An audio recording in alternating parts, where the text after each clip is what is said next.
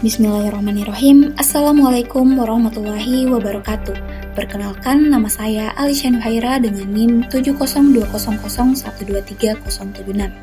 Mahasiswa Program Studi Kesehatan Masyarakat Angkatan tahun 2023. Di kesempatan kali ini, saya ingin memaparkan atau mempresentasikan mengenai analisis bencana alam, yaitu kejadian gempa bumi yang terjadi di Mamuju, Sulawesi Barat pada tahun 2021.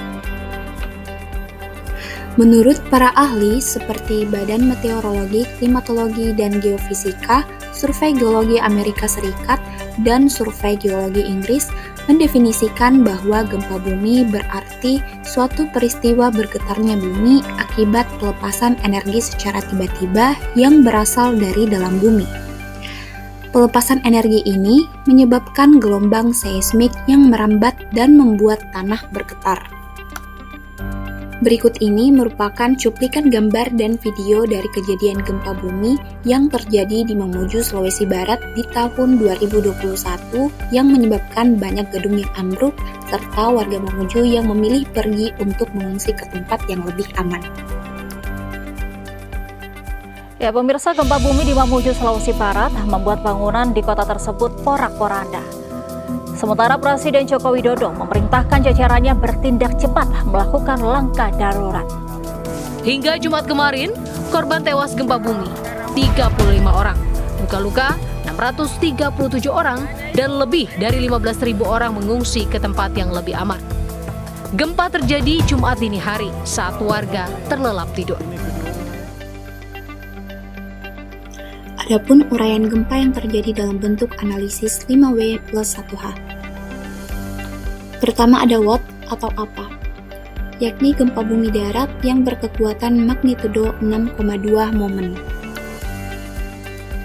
Kedua WER, yakni pusat gempa berada di 7 km timur laut Majene, Sulawesi Barat dengan tingkat kedalaman 10 km yang guncangannya itu dirasakan hingga di sebagian besar barat Sulawesi dan pantai timur Kalimantan.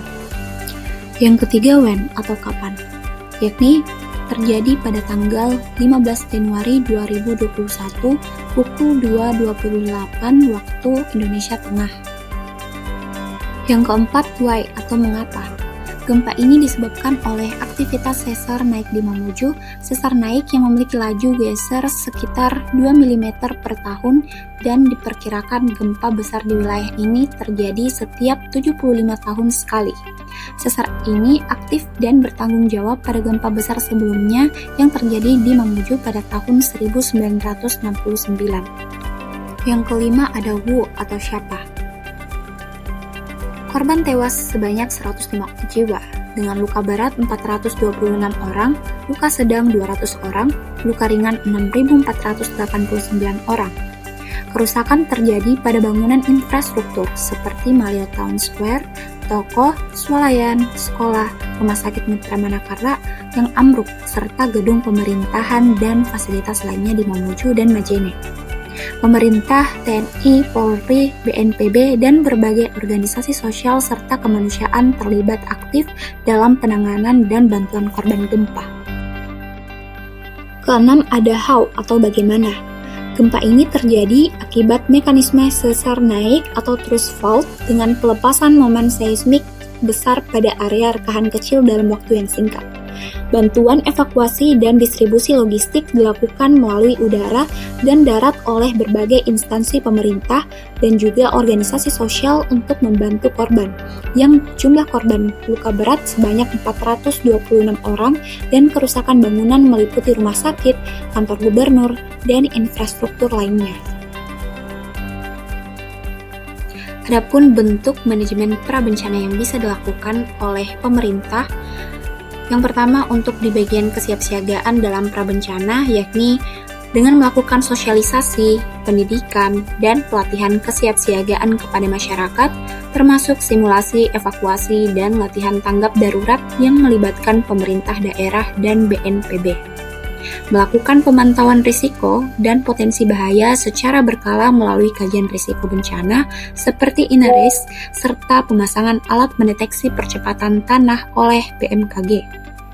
penyusunan dan penyediaan rencana tanggap darurat di tingkat daerah dengan melibatkan TNI, Polri, lembaga kemanusiaan, dan komunitas lokal. Yang kedua, ada mitigasi prabencana, yakni terdapat upaya rehabilitasi dan rekonstruksi pasca gempa bumi termasuk perbaikan bangunan dan penanganan kerusakan. Pemerintah Kabupaten Mamuju wajib menambah dan melatih personel BPBD secara berkala agar memiliki kapasitas yang memadai dalam hal mitigasi dan penanggulangan bencana gempa bumi. Pemerintah daerah menyediakan anggaran khusus dan berkelanjutan untuk pengadaan sarana dan prasarana penanggulangan bencana seperti alat pemantau gempa, alat komunikasi darurat, dan fasilitas pelatihan masyarakat.